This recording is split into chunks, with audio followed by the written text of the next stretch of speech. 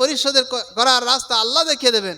আমি কন্যাদায়গ্রস্ত হয়ে গেছি, আমার সুপাত্র আল্লাহ মিলিয়ে দেবেন। আমি রোগগ্রস্ত হয়ে গেছি, আমার রোগের শেফা আল্লাহ দিয়ে দেবেন। যত রকমের সমস্যা আমার সামনে আসবে, সমস্ত রকম সমস্যার সমাধানের রাস্তা আমার আল্লাহ দেখিয়ে দেবেন। এই জন্য আল্লাহ বলেন ইয়াজআল্লাহু মাখরাজা। আর কি বলেন? ওয়ায়ারযুকুহু মিন হাইসু লা ইয়াহতাসিব। আমার আল্লাহ বলেন বান্দা তোকে এমন জায়গা থেকে আমি রুজির ব্যবস্থা করে দেব, বান্দা তুই নিজে অনুভব করতেই পারবি না যে এইখানে তো রুজি ছিল। রুজির ব্যবস্থা আল্লাহ করে দেবে, দুনিয়ায় রুজির ব্যবস্থা আল্লাহ করে দেবে, আখিরাতের সমস্ত সমস্যা আল্লাহ পাক সমাধান করে দেবে। কবরের সমস্যা আল্লাহ দূর করে দেবে, হাসরের ময়দানের সমস্যা আল্লাহ দূর করে দেবে, জান্নাতে যাওয়ার সমস্যা, সমস্ত সমস্যা সমাধানের রাস্তা আমার আল্লাহ রাব্বুল আলামিন করে দেবেন। তবে বান্দাকে একটা কাজ করতে হবে, কি? ইত্তাকিল্লাহ।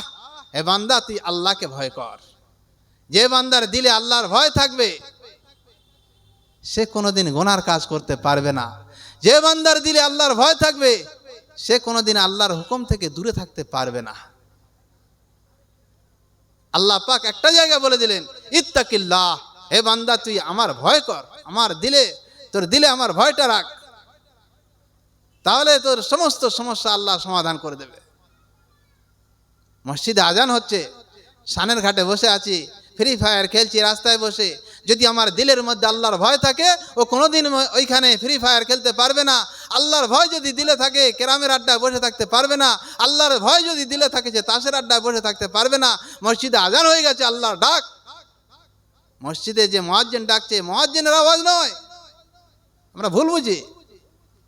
মসজিদে আজান হলো, এই আজানটা আল্লাহর ডাক, মুয়াজ্জিনের মাধ্যমে আল্লাহ এই আওয়াজ দিচ্ছেন, কিন্তু ডাকটা কার? আল্লাহর। আল্লাহু আকবার, আল্লাহু আকবার, আল্লাহ মহান, আল্লাহ বড়। এই কথা যখন বান্দার কানে যাবে, সে বান্দার দিলের মধ্যে যদি ভয় না সৃষ্টি হয় সে মুমিন নয়।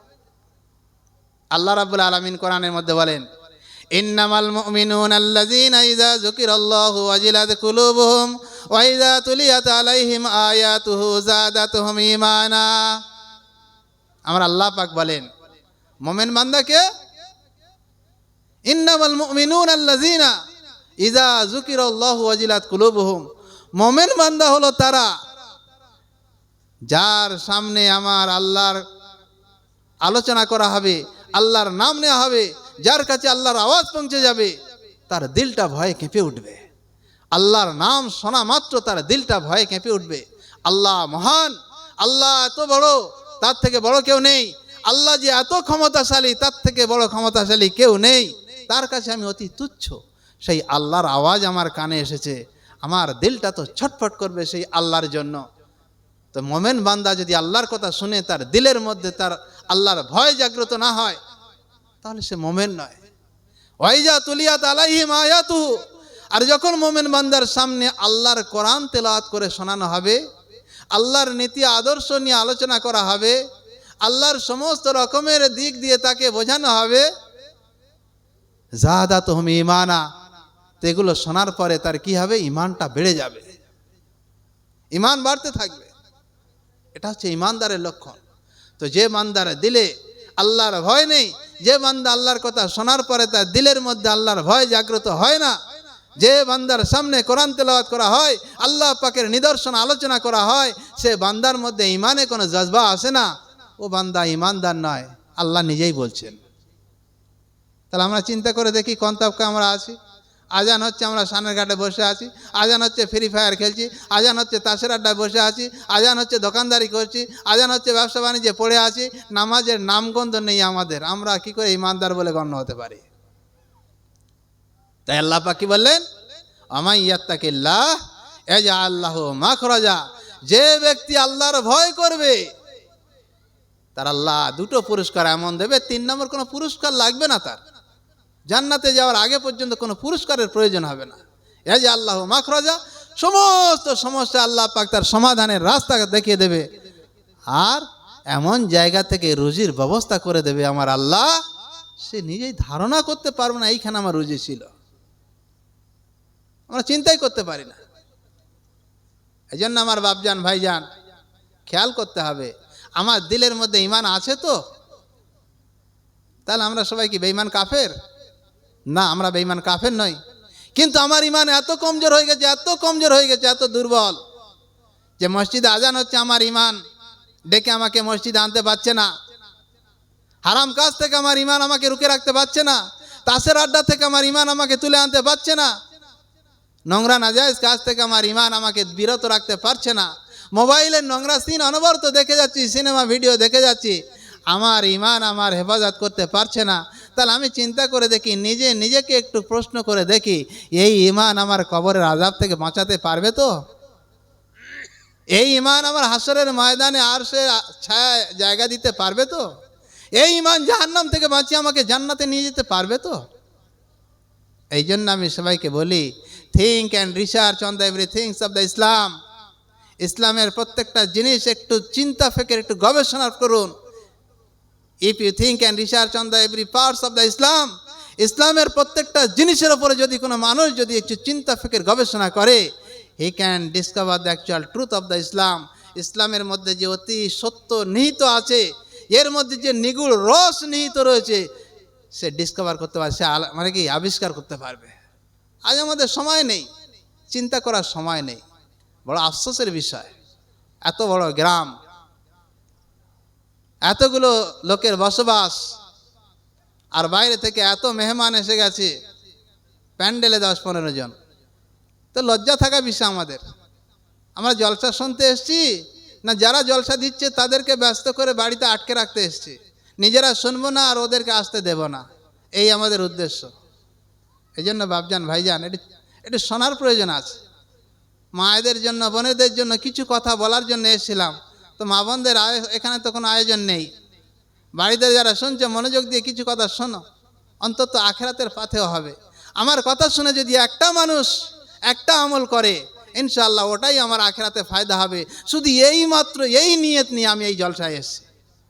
আর যেখানে যত জায়গায় জলসা যায়, আপনাদের দোয়া আল্লাহ আমাকে যেখানে যেখানে নিয়ে যায়, আমার নিয়ত থাকে একটাই, কারণ ইনকামের উদ্দেশ্য আমার নয়। আমার ইনকামের রাস্তা আল্লাহ পাক অনেক করে দিয়েছেন। এই জলসা করে করে ইনকাম করে আমার সংসার চালাতে হবে এমন অবস্থা আল্লাহ আমাকে রাখেনি। শুধু আমি এসছি আপনাদের মহাব্বতে, আপনারা ডেকেছেন তাই কিছু কথা আমলিয়াতের সঙ্গে শোনার জন্য। একটা মেয়ে ছেলে, আল্লাহ রসুল সাল্লাল্লাহু আলাইহি সাল্লাম বলেন, ইন্না দুনিয়া কুল্লুহা মাতা ওয়া খায়রু মাতা'i দুনিয়া আল মারআতু সালিহা। আল্লাহ রসুল সাল্লাল্লাহু আলাইহি সাল্লাম বলেছেন, দুনিয়া কুল্লুহা মাতা, এই যে পৃথিবী যা কিছু আছে প্রত্যেকটা একটা মূল্যবান সম্পদ। যে কথাগুলো বলছি, আমার কথাগুলো একটু দিলের কান দিয়ে একটু শোনার চেষ্টা করুন, তাহলে কিছু চেতনা ফিরবে। আল্লাহ রসুল কি বললেন? আর দুনিয়া কুল্লুহা মাতা, এই দুনিয়া যা কিছু আছে প্রত্যেকটা জিনিস এক একটা মূল্যবান সম্পদ। এখানে কি আছে? সোনা আছে, রূপা আছে, হীরা জহরত, মণি, মুক্তা, এ তো মূল্যবান ধাতু আমরা জানি। এছাড়া কি আছে? কত খনিজ সম্পদ আছে, তার সঙ্গে আছে আগুন, পানি, মাটি, বাতাস, আরও কত চন্দ্র, সূর্য, গ্রহ, নক্ষত্র, যা কিছু আছে আমাদের সামনে দেখতে পাচ্ছি, প্রত্যেকটা জিনিসকে আল্লাহ রসুল সাল্লাল্লাহু আলাইহি সাল্লাম বলেছেন কি? প্রত্যেকটা এক একটা মূল্যবান সম্পদ। তারপরে আল্লাহ রসুল বললেন, খায়রু মাতা'i দুনিয়া আল মারআতু সালিহা। হে আমার উম্মতরা, শুনে রাখো, এই সারা পৃথিবীতে যত রকমের মূল্যবান সম্পদ আছে, সমস্ত মূল্যবান সম্পদের মধ্যে সব থেকে শ্রেষ্ঠ দামি সম্পদ হলো আল মারআতু সালিহা, নেককার মহিলা, নেককার মেয়ে ছেলে। যে মেয়ে ছেলে সৎ চরিত্রবান হবে, নেককার সতী সাধ্বী মহিলা হবে, ওই মহিলা ও সোনার থেকে দামি, ওর উপর থেকে দামি, ও চন্দ্র থেকে দামি, ও সূর্য থেকে দামি, আসমান জমিন চন্দ্র সূর্য যা কিছু আছে সব থেকে দামি। কিন্তু এর দাম আমরা দেই না, নিজের দাম নিজে বুঝি না, নিজের দাম নিজে বুঝি না। একটা নেককার মহিলার এত দাম। এখন নেককার কাকে বলবো? কোন মেয়ে ছেলে নেককার? আল্লাহ রসুল সাল্লাল্লাহু আলাইহি সাল্লাম বলেন, যে মেয়ে ছেলে 4টে আমল করবে, 4টে আমল করবে কোনো মেয়ে ছেলে, ও মেয়ে ছেলে সাধারণ মেয়ে নয়, ও মেয়ে ছেলে মারা যাবে, সঙ্গে সঙ্গে তার জন্য জান্নাতের 8টা গেট তার জন্য খুলে যাবে জান্নাতে যাওয়ার জন্য। জোরে বলি সুবহানাল্লাহ। 4টে আমল করবে। কি আমল?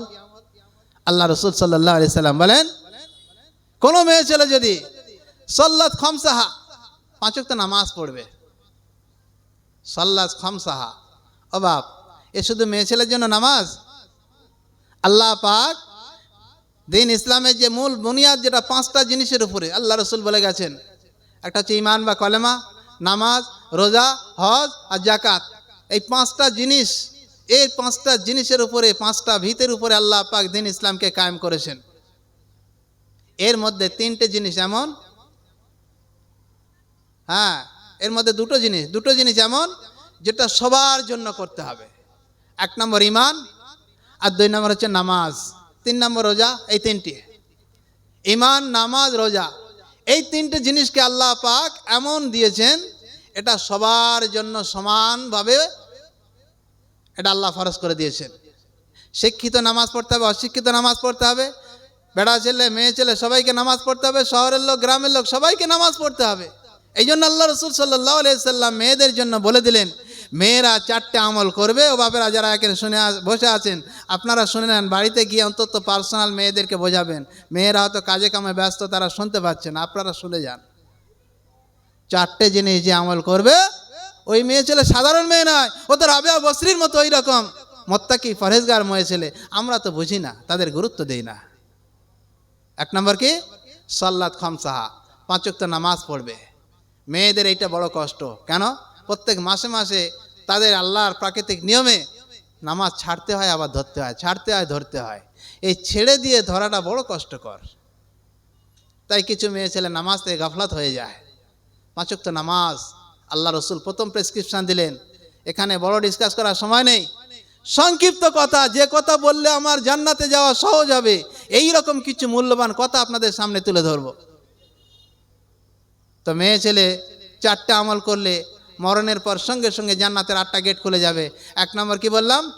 সাল্লাত খামসাহা, 5 ওয়াক্ত নামাজ পড়বে। 2 নম্বর, আল্লাহ রাসূল সাল্লাল্লাহু আলাইহি সাল্লাম বললেন, 2 নম্বর, সামাত রমাজানা, রমজান মাসে রোজা রাখবে। বৎসরে একবার রমজান মাস, এই রমজান মাসে 1 মাস জান ভরে রোজা রাখবে। আর 3 নম্বর হচ্ছে আতাআত বালাহা। এইটা আমার মা বোনরা অনেক পিছিয়ে পড়ে আছে। আতাআত বালাহা, আল্লাহ রাসূল সাল্লাল্লাহু আলাইহি সাল্লাম বলেন, মেয়েদের 3 নম্বর গুণ থাকবে, এটা সে তার স্বামীর অনুগত হবে। আতাআত বালাহা, স্বামীর অনুগত হয়ে চলবে। যে মেয়ে ছেলে স্বামীর অনুগত হয়ে চলবে, সে যেন জান্নাতের গেটে পা পৌঁছে গেল। তবে নেককার স্বামী হতে হবে, বদকার স্বামীর অনুগত হওয়া যাবে না। বালিশে মাথা দিয়ে আর সিনেমা দেখছে, আর কানে হেডফোন দিয়ে বলছে, তুই একটা শোন আমি একটা শুনি, গান শুনছে, তুই একটা শোন আমি একটা শুনি। এখানে স্বামীর অনুগত হওয়া যাবে না, এখানে গুনাহ কাবিরা হবে। যে স্বামী নেককার হবে, দ্বীনি শরীয়ত মোতাবেক যে সমস্ত হুকুম করবে, সমস্ত কথাগুলো শোনা, এটা মেয়েদের জন্য জরুরি। যতদিন মেয়ে ছেলে শ্বশুর বাড়ি যাবে না, বাপের বাড়ি থাকবে, এই বাপের বাড়ি যতদিন থাকবে, বাপ ভাইয়ের কথা মতো চলবে। আর বিয়ের পরে স্বামীর সঙ্গে সংসার করবে, সারা জিন্দগি স্বামীর অনুগত হয়ে চলবে। 3 নম্বর হলো কি? স্বামীর অনুগত হয়ে চলা। স্বামীর অনুগত কিরকম হতে হবে? বলা হচ্ছে কি, কোনো নেককার মহিলা তার আচার আচরণে তার স্বামীর দিল ঠান্ডা হয়ে যাবে, তাহলে জানতে হবে সেই মহিলা নেককার মহিলা। কেমন? স্বামী বিদেশ থেকে এসছে, কাজে কর্ম থেকে এসছে, তার কি প্রয়োজন? তার একটু বসার জায়গা প্রয়োজন, তার হাওয়া করার প্রয়োজন, তার পানি পান করার প্রয়োজন, তার কি কি প্রয়োজন সঙ্গে সঙ্গে অ্যারেঞ্জ করে দেওয়া। আমরা কি করি? শাশুড়ি আর বউ ঝগড়া হয়ে থাকে, আসুক বাড়িতে, তার বসার জায়গা দেওয়ার নাম নেই, তুল কালাম শুরু করি, তোমার মা এই বলেছে, তোমার মা এই বলেছে, বোন এই বলেছে। এটা নেককার মহিলার কাজ নয়। নেককার মহিলা যখন বাইরে থেকে, স্বামী বিদেশ ঘাটতে কোনো কাজে কর্ম থেকে ফিরবে, তখন সেই স্বামীর এমনভাবে তার সামনে পেশ আসতে হবে, তার ব্যবহারে স্বামীর দিলটা ঠান্ডা হয়ে যাবে। জিন্দগিতে তালাকের কোনো খবর তার সামনে আসবে না। আমার সামনে প্রতিনিয়ত তালাকের মশলা আসে, মোবাইল ধরেছে আর ঝগড়া করতে শুরু করে একসঙ্গে 3 তালাক দিয়ে তারপর দাঁড়িয়েছে। সন্ধ্যা থেকে ঝগড়া শুরু হয়ে গেছে, রাত 10টা 11টা 12টা বেজে যাচ্ছে, ঝগড়া থামছে না, দুজন সমানে ফাইট করে যাচ্ছে। রাগের মাথায় রাত 12টার দিকে স্বামী তালাক দিতে দিতে 1 তালাক 2 তালাক করতে করতে 40 তালাক দিয়েছে। তো এবারে বসে কাঁদছে, এতক্ষণ পরে শান্ত হয়েছে, এর আগে শান্ত হয়নি। তা আল্লাহ রসুলের কথাগুলো যদি আমরা মেনে চলি, জিন্দগিতে স্বামী মানে কি শান্তি আসবেই আসবে। তা আল্লাহ রসুল কি বললেন, কোনো মেয়ে ছেলে এই 4টে আমল করবে, সাল্লাত খামসা 5 ওয়াক্ত নামাজ পড়বে, সামাত রমাজান আর রমজান মাসে রোজা রাখবে, আতাত বালাহা, স্বামীর অনুগত হয়ে চলবে। আর 4 নম্বর আহসানাত ফারজাহা, নিজের ইজ্জত আবরুকে হেফাজত করে চলবে। বড় বেপরদায়ী আমাদের এলাকায়। স্বামী বাড়িতে কাজ করছে, যা তুই জামতলা বাজার করে আয়, হাজার মর্দের সঙ্গে ধাক্কা লাগিয়ে সেইখানে বাজার করে আয়। হ্যাঁ, এ আমাদের নিত্য নৈতিক কাজ। আমরা নিজের স্ত্রীকে হেফাজত করতে পারি না, মানে এলো উদম করে গ্রামে আমরা ছেড়ে দিয়েছি। অনেক মেয়ে ছেলে বাড়িতে কাজ নেই, রাস্তায় বসে বসে একের পর এক পিছনে পিছনে বসে উকুন দেখছে, মাথার কাপড় ফেলে, হাজারো মর্দ যাচ্ছে, কোনো খবর নেই। এই আমাদের অবস্থা। আহসানাত ফারজাহা, নিজের ইজ্জত আবরুকে হেফাজত করে চলবে, বিয়ের আগে চলবে, বিয়ের পরে চলবে, সারা জীবন সমস্ত রকমের বেহায়ে কাজ থেকে চলবে। আজকের দুনিয়া তো মেয়েদের যত বেহায়ে ভরে গেছে, যে যত নির্লজ্জ উলঙ্গ হয়ে মোবাইলে নিজের ছবি তুলে দেবে, টিকটক করছে, নানান রকমের উলঙ্গ পোশাক পরছে, আর সে তত সেলিব্রিটি হচ্ছে। মোবাইলে, টিভিতে, বিভিন্ন জায়গায় যে যত নিজেকে উলঙ্গ করে তুলছে, সে তত তার চাহিদাটা, তার ভিউ বেশি হচ্ছে। এই তো আমাদের সমাজের অবস্থা। এই জন্য আমার বাপজান ভাইজান খেয়াল করতে হবে, আমাদেরকে এই 4টে আমল আমরা করবো ইনশাল্লাহ। হ্যাঁ, আল্লাহ পাক আমাদের তৌফিক নসিব করুন। আমাদের বাপেরা ভাইরা, আমাদেরকে আল্লাহ পাক একটা সুন্দর জীবন দিয়েছেন। এই সুন্দর জীবনের মধ্যে আল্লাহ পাক, আমরা যারা পিতা, আমাদেরকে আল্লাহ পাক 4টে দায়িত্ব দিয়েছেন। ও বাবা এইদিকে শুনুন, লম্বা চড়া বয়ান করবো না, বললাম মেন প্রেসক্রিপশন। একটা বেটা ছেলে 4টে দায়িত্ব। বাপ যখন হবে, যখন বিয়ে করেছে, বাপ হতে চলেছে, প্রথম দায়িত্ব হলো যে সন্তান ঘরে আসবে, সুন্দর একটা নাম রাখা। সুন্দর একটা নাম। আল্লাহ পাক সুন্দর নাম আল্লাহর কাছে কোনটা? মিশকাত শরীফের হাদিসের মধ্যে আল্লাহ রসুল সাল্লাল্লাহু আলাইহি সাল্লাম বলেন, আল্লাহ পাকের নিকট সব থেকে সুন্দর নাম হচ্ছে আব্দুল্লাহ আর আব্দুর রহমান। আমরা বলি ও নাম তো আমাদের গ্রামে ভরা। সাহাবারা শুনেছেন, নিজের নাম রেখেছেন আব্দুল্লাহ, ছেলের নাম রেখেছে আব্দুল্লাহ, নাতির নাম রেখেছে আব্দুল্লাহ, তার ছেলে হচ্ছে নাম রেখেছে আব্দুল্লাহ।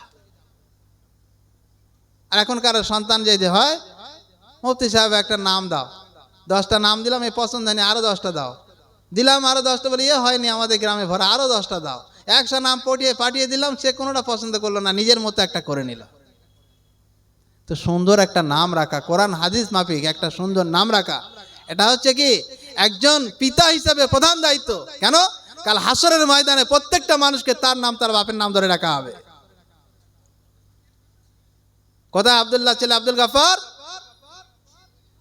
আর কোথায় লালটু ছেলে বল্টু? কেমন শুনতে লাগবে? শুধু এই কুলতলি থানার একটা লোক সেখানে থাকবে? কাল হাসরের ময়দানে আদম আলাইহিস সালাম থেকে নিয়ে কিয়ামত পর্যন্ত যত মানুষ এসছেন এবং আসবেন, সমস্ত মানুষ সেখানে হাজির থাকবে। সেইখানে যদি উঠে সবার সামনে ঘোষণা হয়, কোথায় আছে রিঙ্কুর ছেলে টিঙ্কু, যে নামটা এখানে দেবো, কাল হাসরের ময়দানে সেই নাম ধরে ডাকা হবে। তাহলে কেমন লাগবে? এই জন্য আল্লাহ রসুল বলেছেন, তোমাদের নামগুলো সুন্দর থেকে সুন্দর নাম দাও, যাতে কাল হাসরের ময়দানে নাম ধরে ডাকলেই যেন তোমাদের প্রতি একটা আল্লাহর রহমতের জোশ এসে যায়। তা আমরা সে নাম রাখবো না তো? অনেকে গর্ব করে বলে, জানিস হ্যাঁ কেমন ভাবে সমাজে চলতে হয়। আমি আজ 10 বছর কলকাতায় একটা কারখানায় কাজ করি, ওই কারখানায় 50 জন আছে, আমি একলা মুসলমান, বাকি সব অমুসলমান। 10 বছর আছি, কেউ বুঝতেই পারে না আমি মুসলমান।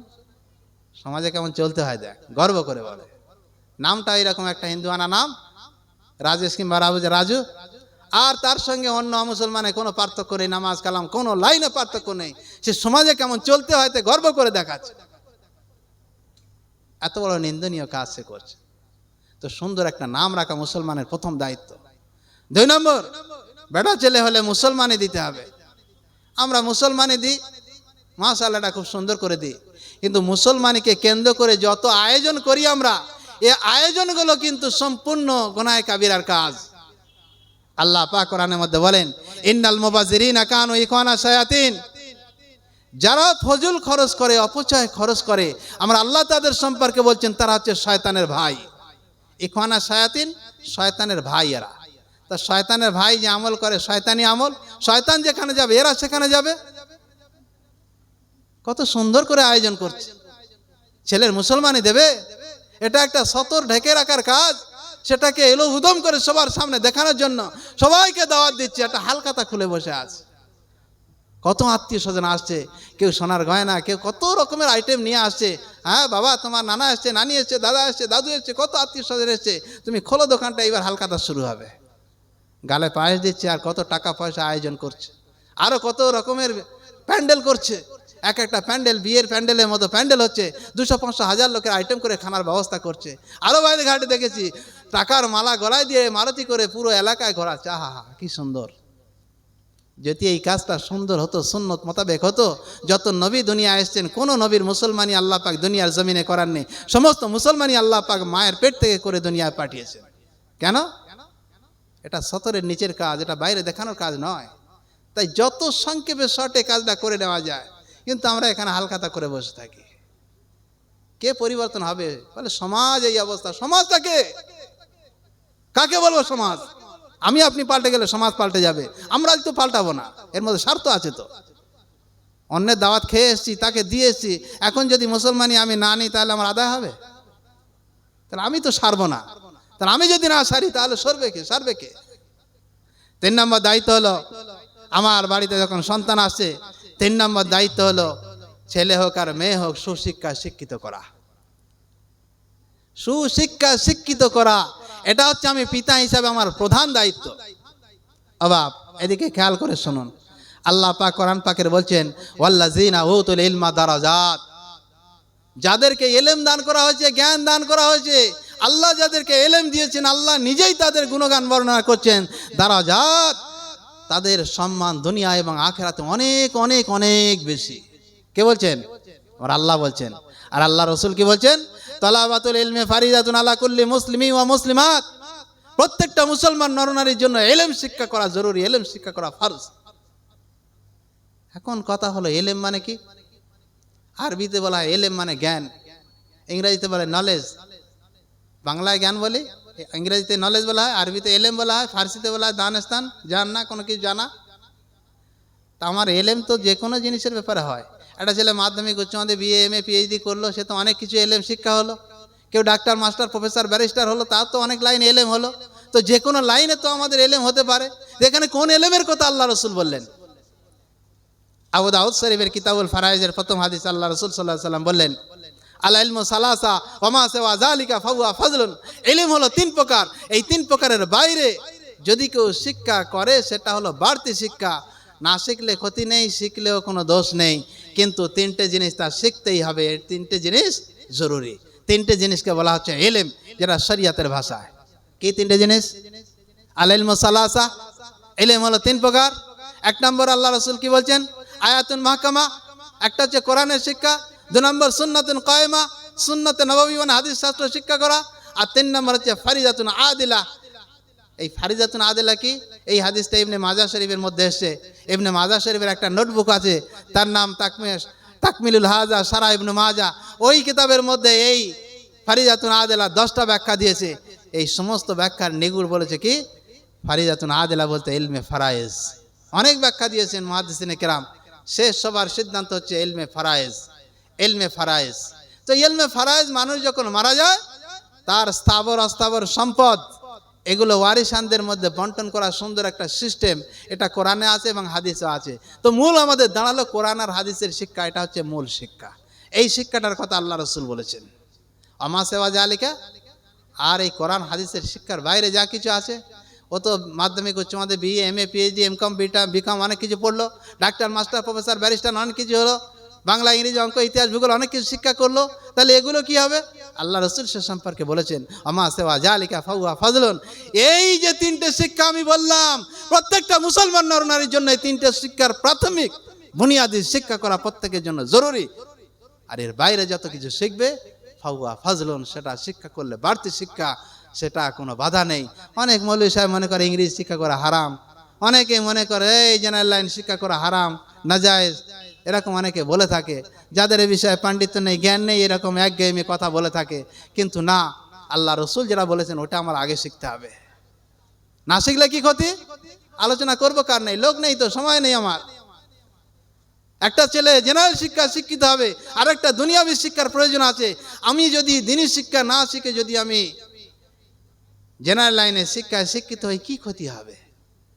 এই কোরআন আর হাদিস দুই রকমের, মানে কি এই জেনারেল লাইন আর শরীয়তের লাইনে যদি আমি আলোচনা করি, 1 ঘন্টা সময় যাবে এই বিষয়ের উপরে। আমি এক একটা লাইনে আমি তুলে বলতে পারি যে আপনার ছেলে স্কুলে চলে গেল, মাধ্যমিক উচ্চ মাধ্যমিক পাস করে চলে গেল, সকালবেলা নামাজ পড়ে চলে গেল, সে ইমানদার হয়ে চলে গেল, সন্ধ্যাবেলা বেঈমান কাফের হয়ে ফিরলো, আপনি জানেন না, ছেলে নিজেও জানে না। আলোচনা করে করবো কার সামনে? বলে ঘরের ছেলে কি জানে, কি বলবে? আর আমি যা বলবো আমার বাপের ডায়েরি থেকে বলছি নাকি? কেউ যদি বলে মুফতি সাহেবের ডায়েরি থেকে বলছে, সে নিজে তওবা করে নিক। এই যা বলছি কোরআন আর হাদিস থেকে, একটাও কোরআন হাদিসের বাইরে আমি কথা বলি না। ওর আফসোস লাগে, কথাগুলো লোক শুনতে চায় না। হ্যাঁ, আমার ছেলেকে আমি পাঠিয়ে দিলাম স্কুলে, সে গেল হাই স্কুলে, আমি গর্ব করে বলছি আমার ছেলে মাধ্যমিকে ফার্স্ট ডিভিশন পেয়েছে, ও বেঈমান কাফের হয়ে চলে এলো, আমার সে খবর নেই। কেন? তার প্রাথমিক শিক্ষা আমি দিইনি। আর যদি আমি প্রাথমিক শিক্ষা না দিয়ে থাকি, কাল হাসরের ময়দানে প্রথমে ওই সন্তান যখন জাহান্নামী বলে ঘোষণা হবে, আল্লাহ পাক নিজেই বলছেন, ওই সন্তানকে যখন জাহান্নামী বলে আল্লাহ ঘোষণা করবেন, ওই সন্তান তখন ডাকবে, আমার বাপ কই, আমার মা কই, তাকে সামনে নিয়ে এসো, আমি জাহান্নামে যাচ্ছি। ওদের মুখের উপরে, মাথার উপরে আমি জুতো দিয়ে মারিয়ে মারিয়ে আমি জাহান্নামে যাই। আমার বাপ আমাকে দিনী শিক্ষা দেয়নি, ইসলামী শিক্ষা দেয়নি, কিভাবে আমল করলে জান্নাতে যাবো, এই জান্নাতি আমল আমার বাপ আমার শিক্ষা দেয়নি। আমাকে ডাক্তার করেছে, মাস্টার করেছে, প্রফেসর করেছে, অনেক লাইনে শিক্ষা দিয়েছে, কই আমার দিনী শিক্ষা দেয়নি, আল্লাহ রসুলের নীতি আদর্শ আমার শেখায়নি। ডাকো তাকে। তো কোরআন হাদিসের সঙ্গে আমি তো জেনারেল লাইন এবং আরবি লাইন দুই লাইনে পড়েছি, এই জন্য ডিফারেন্সটা আমি জানি। এদিকে জেনারেল লাইন এমএ পাস করেছি, আর এদিকে আমরা মাওলানা মুফতি পড়েছি। গর্বের জন্য বলছি না, আপনাদের বোঝানোর জন্য, যে দুই লাইনের শিক্ষাকে আমি কম্পেয়ার করে দেখেছি, এর মধ্যে কোথায় কোন জায়গাটা কতটা ডিফারেন্স আছে। যদি আমার দিনী শিক্ষার প্রাথমিক বুনিয়াদ ভিত যদি তার মধ্যে না থাকে, আমার ছেলে বেঈমান কাফের শয়তান হয়ে যাবে, এটা কোনো সন্দেহ নেই। কোরআনের সঙ্গে বর্তমান জেনারেল লাইনের যে ডিফারেন্সটুকু আছে, যদি এই ডিফারেন্সের কথা, আমি তো স্কুলে পড়াই, বর্তমানে ক্লাস 9-এ জীবন বিজ্ঞান পড়াই, তো ওইখানে জীবন কাকে বলে, জীবন কাকে বলে, হোয়াট ইজ লাইফ, প্রাণ কি, জীবন কি, 6টা-8টা ব্যাখ্যা দিয়েছে। পড়লে ইমান থাকবে না। আমি ছেলেদের পড়াই, 9-এ ছেলেদের।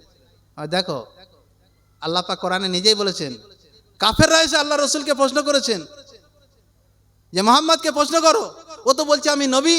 তো যদি প্রকৃত নবী হয় এই প্রশ্নের উত্তর দেবে। 2টো প্রশ্ন করেছিল, তার মধ্যে একটা প্রশ্ন বলছি, সব যাওয়ার সময় নেই। তো এসে প্রশ্ন করছে যে রুহ কি জিনিস, রুহ। নবীকে জিজ্ঞাসা করছে কাফেররা এসে, রুহ কি জিনিস, প্রাণ কি জিনিস, জীবন কি জিনিস। আল্লাহ রসুল চুপ করে গেছেন, কোনো প্রশ্ন উত্তর দিলেন না। আল্লাহ পাক, এটা সূরা কাহাফের মধ্যে আছে, আল্লাহ পাক কোরআনের আয়াত অবতীর্ণ করে বলে দিলেন, কুলির রুহ মিন আমরি রব্বি, হে নবী আপনি বলে দিন, রুহ হচ্ছে আল্লাহর, হ্যাঁ, আমার রবের হুকুম, আমার রবের হুকুমের নাম হচ্ছে রুহ। আমি এই জ্যান্ত আছি, হাত পা নাড়ছি, আপনার সামনে কথা বলছি, আল্লাহর হুকুম হয়েছে, আল্লাহর হুকুম আছে, তাই আমার পা চলছে, তাই হাত চলছে, তাই কথা বলছি। আমি মারা গেলাম, আমার বডি পড়ে আছে, বলছে নেই গো মুফতি সাহেব, আর আমাদের মধ্যে নেই। কোথায় গেল? এই তো তার বডি পড়ে আছে, হাত আছে, পা আছে, চোখটা, নাক, মুখ সব তো পড়ে আছে, গেল কোথায়? বললে সে মুফতি সাহেব আর নেই গো। সে মুফতি সাহেবটা কে? ওটাই হচ্ছে আল্লাহর হুকুম। আমার বডিতে যতক্ষণ আল্লাহর হুকুম থাকবে, ততক্ষণ আমার চোখ জ্যান্ত থাকবে, চলবে, আমার হাত চলবে, পা চলবে, নাক চলবে, কান চলবে, বন্ধ। মানে আল্লাহ হুকুম যখন শেষ হয়ে যাবে, আমি ডেড হয়ে যাব, আমার মধ্যে আর সেই হুকুম থাকবে না। আল্লাহর হুকুমটার নাম হচ্ছে রূহ। তো এই যে লাইফ সায়েন্সের মধ্যে যে প্রশ্ন করেছে, হোয়াট ইজ লাইফ, এই জীবনটা কি, তার যা ব্যাখ্যা দিয়েছে, সে শুনলে আপনার কি ঈমান থাকবে না। আরো অনেক কথা আছে। প্রথম কথা হচ্ছে কোরআন পাকের মধ্যে আল্লাহ পাক প্রথমেই বললেন, জালিকাল কিতাবু লা রাইবা ফি, এই কোরআনের মধ্যে বিন্দু মাত্র সন্দেহ নাই। আর সেইখানে কি বলছে? বলছে আকাশ বলে কিচ্ছু নেই। বিজ্ঞান কি বলছে? আকাশ বলে কিচ্ছু নেই। আমরা যত দূর দেখতে পাই তত দূর আমরা নজর যায় দেখতে পাই, আর যেখানে আমাদের নজর যায় না মহাশূন্য, কিচ্ছু নেই। মহাকাশ গবেষণা যে সমস্ত বিজ্ঞানীরা আছে তারা রকেটে করে 6 মাস ধরে ঘুরছে, মহাশূন্যে ঘুরে ঘুরে ঘুরে ঘুরে ফিরে এসছে, কিচ্ছু নেই গো, কিচ্ছু নেই, ফাঁকা, কিচ্ছু নেই। আর আল্লাহ পাক বলছেন আসমান নেই, একটা নয়, দুইটো নয়, 7টা আসমান আছে। কটা? ও ভাই এদিকে শুনুন, 7টা আসমান আছে। আয়াতুল কুরসি তাফসীর মারিফুল কোরআনে যে জায়গায় করা হয়েছে ঠিক ওই জায়গায় এই ব্যাখ্যাটা লেখা আছে। এই আমাদের মাথার উপর যে দেখতে পাচ্ছি আকাশ, এই আসমান থেকে জমিনের দূরত্ব কত? বলছে আসমান থেকে জমিনের দূরত্ব হচ্ছে 500 বৎসরের রাস্তা। 500 বৎসর, 500 বৎসরের রাস্তা আসমান থেকে জমিনের দূরত্ব। এই 500 বছরের দূর থেকে টোটাল পৃথিবীকে বেষ্টন করে আছে প্রথম আসমান। এই আসমানের জমিনের মধ্যে যে 500 বছরের দূরত্বকে বেষ্টন করে আছে, এর মধ্যে আছে অগণিত নক্ষত্র। সব থেকে আমাদের কাছের নক্ষত্র হচ্ছে সূর্য। সব থেকে কাছের নক্ষত্র সূর্য। আর যে অগণিত নক্ষত্র আছে, বলা হচ্ছে এই যে সূর্য আমাদের সব থেকে কাছের নক্ষত্র, এই সূর্যের সব থেকে কাছের নক্ষত্র এর দূরত্ব কত? তো বলা হচ্ছে এই পৃথিবী থেকে সূর্যের দূরত্ব হচ্ছে 1500 কোটি কিলোমিটার দূর। এই সূর্য থেকে পৃথিবীর দূরত্ব 1500 কোটি কিলোমিটার দূর। ওইখান থেকে সূর্য আমাদের তাপ দিচ্ছে। আর এই যে নক্ষত্র ছোট ছোট আছে, এগুলো কত বড়? তো বলছে পৃথিবী থেকে কোটি কোটি গুণ বড় হচ্ছে এক একটা তারা, নক্ষত্র। কটা নক্ষত্র আছে? বলছে গুণে শেষ করা যাবে না, এত নক্ষত্র আছে এই প্রথম আসমানের মাঝখানে ভিতরে। এই প্রথম আসমান থেকে জমিনের দূরত্ব 500 বছরের রাস্তা। এই 500 বছর কিসের রাস্তা? পায়ে হেঁটে রাস্তা, না ট্যাক্সি করে, না মারুতি করে, না ট্রেনে করে, না রকেটে করে, না আলোর গতি, আল্লাহ ভালো জানে। 500 বছরের রাস্তা। পেঁয়াজ আপনারা দেখেছেন? পেঁয়াজ মাঝখানে ছোট্ট একটা খোসা, তাকে ঘিরে আরেকটা, তাকে ঘিরে আরেকটা, এইভাবে ঘুরে আছে। ঠিক এই রকম এই সূর্য থেকে, পৃথিবী থেকে আর প্রথম আসমান 500 বছরের দূরত্ব ঘিরে আছে। প্রথম আসমান মোটা কত? বলছে এইরকম 500 বছরের রাস্তা, এতটা মোটা হচ্ছে প্রথম আসমান। প্রথম আসমান থেকে দ্বিতীয় আসমান 500 বছরের রাস্তা দূরত্ব, দ্বিতীয় আসমান প্রথম আসমানকে ঘিরে আছে। তার উপরে আবার 500 বছরের রাস্তা দূরত্ব এতটা অতিক্রম করে 3 নম্বর আসমান, 4 নম্বর, 5 নম্বর, 6 নম্বর, 7 নম্বর, এই করে করে 7 নম্বর আসমান, সব থেকে বড় আকাশ। তার উপরে কি আছে? যে মহাসমুদ্র। 7 নম্বর আসমানকে ঘিরে আছে মহাসমুদ্র। সমুদ্রের উপরে কি আছে? 4 জন ফেরেশতা দাঁড়িয়ে আছে। তারা কি করছে? সেই সমুদ্রকে বেষ্টন করে আছে আল্লাহ পাকের আরশে আজিম, আরশে মহল্লা। 4 জন ফেরেশতা সেই আরশে মহল্লাকে উঁচু করে ধরে আছে। আল্লাহ তাদের সেই ক্ষমতা দিয়েছে, 4 জন ফেরেশতা। আর তার উপরে কি আছে? আল্লাহ পাকের আরশের উপরে আল্লাহ পাকের কুরসি, মানে চেয়ার আছে। সেই আরশ আর কুরসির মালিক আল্লাহ। সেই চেয়ারের উপরে, সেই কুরসির উপর সমাসীন আছেন। আল্লাহর বসার জন্য কোনো চেয়ার লাগে না, আল্লাহর কোনো বডি নেই। এটা আমাদের বোঝানোর জন্য আল্লাহ পাক আমাদের বুঝিয়েছেন। তো এই 7টা ভাগ আসমান, আর এইরকম জমিনের 7টা স্তর আছে। তো বলছে যে 7টা আসমান যদি পাশাপাশি রেখে দেওয়া হয়, এটা প্রথম আসমান, এটা দ্বিতীয়, এটা 3 নম্বর, 4 নম্বর, তাহলে একটা ময়দান তৈরি হবে। ওই রকম 7টা জমিন যদি পাশাপাশি রেখে দেওয়া হয়, তাহলে 7টা আসমান আর 7টা জমিন যদি পাশাপাশি পাশাপাশি রেখে দেওয়া হয়, যে বিরাট বড় একটা ময়দান তৈরি হবে। এই ময়দানটা নিয়ে যদি আল্লাহ পাকের কুরসির ওপর রেখে দেওয়া হয়, চেয়ার, সেই কুরসির ওপর যদি রেখে দেওয়া হয়, তো ওইখানে লিখছে যে মনে হবে আল্লাহ পাকের কুরসিটা বিরাট বড় একটা ময়দান, আর সেই ময়দানের উপরে আল্লাহ পাকের যে কুরসি, তার উপরে 7টা ভাগ আসমান আর 7টা ভাগ জমিন, এটা রাখা হয়েছে আমার আপনার হাতের একটা আংটির মতো। তাহলে আল্লাহ পাকের কুরসিটা কত বড়! এইবারে বলছেন যে আল্লাহ পাকের যে কুরসিটা আল্লাহ পাকের আরশ আজিমের উপরে আছে। তো কিরকম মনে হচ্ছে? তো মনে হচ্ছে আল্লাহ পাকের আরশ মহল্লাটা বিরাট বড় একটা মরুভূমি, যার কোনো কুল কিনারা নেই, তার উপরে আল্লাহ পাকের এই কুরসিটা রাখা আছে। তো মনে হবে যেন এই কুরসিটা আমার আপনার হাতের একটা আংটির মতো, এতটুকু। তার আল্লাহ পাকের আরশ কত বড়! সেই আল্লাহ পাকের আরশ আর কুরসি যে মালিক, যে আল্লাহ, তিনি কত বড়!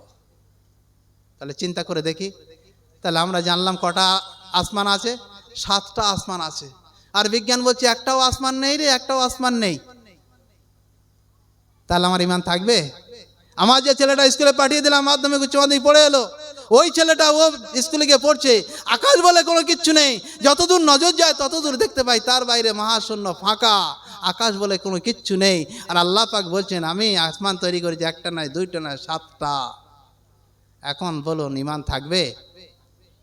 ওই ছেলেটা যখন বিএ পাস করে বাড়িতে চলে এলো, ইমাম সাহেব যখন বয়ান করছে 7টা আসমান, তখন ও কি বলে মৌলভী সাহেব জীবনে স্কুলে যায় না, কি বুঝবে? হ্যাঁ, কি বুঝবে? তো বাপজান, আমার ভাইজান, চিন্তা করে দেখুন, আপনার ছেলেকে দিনই শিক্ষা দেবেন না দুনিয়া শিক্ষা দেবেন? কোন লাইনে আপনি শিক্ষিত করবেন? একটু ভাবনা চিন্তা করার প্রয়োজন আছে। যে কথা আমি প্রথম বললাম, যে পিতা হিসাবে প্রধান দায়িত্ব হলো তার দ্বীনি ইলম শিক্ষা দেওয়া। যদি আমার সন্তানকে দ্বীনি ইলম শিক্ষা না দিই, তাহলে আমার বরবাদি এবং সন্তানের বরবাদি দুটোই হবে। আর দ্বীনি ইলম যদি আমি শিক্ষা দিই, তাহলে সে নিজেই বেঁচে গেল এবং তার ওসিলায় তার বাপ মাও বাঁচার সুযোগ পেয়ে গেল। এনে দেবো ইনশাল্লাহ। হ্যাঁ, যে সূর্য আমাদের মাথার উপর আছে, কত কঠিন সূর্য। একটা কথা বলে ছেড়ে দিই, হুজুর এসে গেছেন। হ্যাঁ, কাল হাসরের ময়দান, যে ময়দানে কথা বলা হয়েছে, আদম আলাইহিস সালাম থেকে নিয়ে কিয়ামত পর্যন্ত সমস্ত মানুষ সেই ময়দানে উপস্থিত হবে। এই ময়দানটাকে আল্লাহ পাক, এই যে জমিন, এটা আল্লাহর হুকুমে প্রথম ধ্বংস হয়ে যাবে, দ্বিতীয়বার তৈরি হবে। সেই ময়দানে আমার আপনার শতা কিয়ামত পর্যন্ত আনেওয়ালা সমস্ত মখলুককে এই ময়দানে হাজির হতে হবে। আর সেই ময়দানে আমার আপনার মাথার উপরে যে সূর্যটা থাকবে, আজকের যে সূর্যের কথা বলছিলাম, 1500 কোটি কিলোমিটার দূরে সূর্য আছে, ওইখান থেকে তাপমাত্রা দিচ্ছে আমাদের মাথার উপরে। আজকের এত গরম ছটফট করছিল। কত ডিগ্রি? 38-40 ডিগ্রি, 40 এখন পৌঁছায়নি, মানুষ ছটফট করছে, কত মানুষ মরে যাওয়ার খবর আসছে। ওই যে সূর্য আছে আমাদের মাথার উপরে 1500 কোটি কিলোমিটার দূরে, ওই সূর্যের কেন্দ্রস্থলে তাপমাত্রা কত জানেন? 6000 ডিগ্রি তাপমাত্রা, বিজ্ঞান বলছে 6000 ডিগ্রি তাপমাত্রা।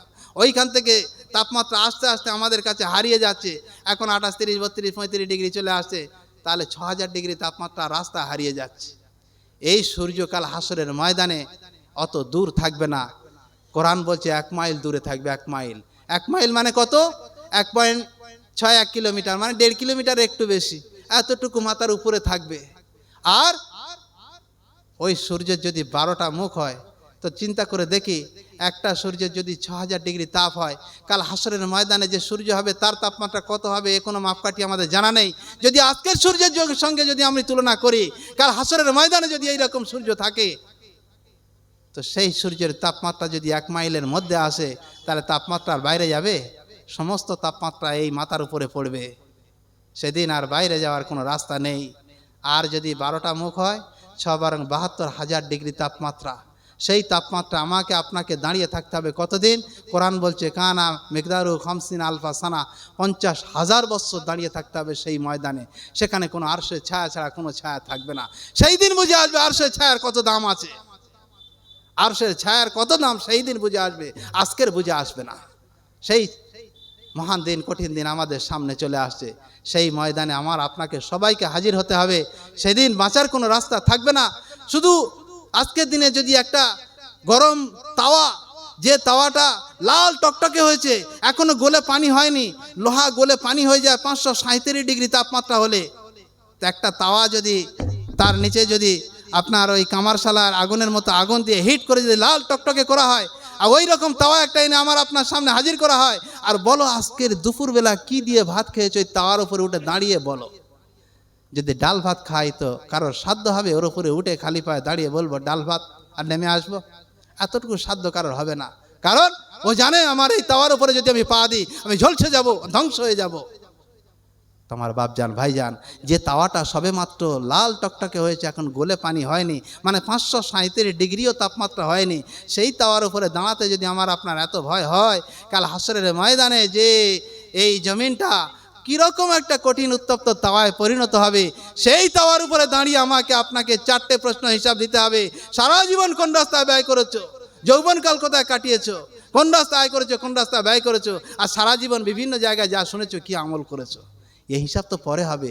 তার আগে আল্লাহ রসুল বলছেন আউয়ালু মা ইয়াহসাবু বিহিল আবদু ইয়াউমাল কিয়ামাতি আস-সালাত, কিয়ামতের ময়দানে বান্দার সর্বপ্রথম যে হিসাব নেওয়া হবে সেটা নামাজ। ফাইজা সালুহাত সালুহা সাইরু আমালিহি, যদি নামাজের হিসাবটা সঠিক শুদ্ধ পাওয়া যায়, সমস্ত আমল সঠিক শুদ্ধ হয়ে যাবে। ওয়াইদা ফাসাদাত, আর যদি নামাজের হিসাবটা তার বেকার প্রতিপন্ন হয়, ফাসাদাত সাইরু আমালিহি, তার ওই যে 4টে হিসাব সামনে রয়েছে, সব বেকার হয়ে যাবে। এই জন্য আমি বলি, think and research on the every parts of the Islam. ইসলামের প্রত্যেকটা জিনিসের উপরে একটু চিন্তা গবেষণা করার প্রয়োজন আছে। একটু নিজেকে ভাবার চেষ্টা করুন। If you think and research on the every parts of the Islam, ইসলামের প্রত্যেকটা জিনিসের উপর যদি আপনি একটু চিন্তা করেন, একটু দিলে জায়গা দেন, একটু গবেষণা করেন যে আজ রাতে যদি আমার মৌত হয়ে যায়, আমার হাতে কি আছে হাসরের ময়দানে বাঁচার জন্য, একটু ফিকির করুন। You can discover the actual truth of the Islam. You can twinkles in the human beings, just a star twinkles in the sky. আপনি চমকে যাবেন, যেমন আকাশে যেমন তারকা ঝকমক করে, আপনি নিজে চমকে যাবেন আল্লাহর কাছে, আল্লাহর ফেরেশতার কাছে। একটু নিজেকে ভাবুন, একটু চিন্তা ফিকির করুন।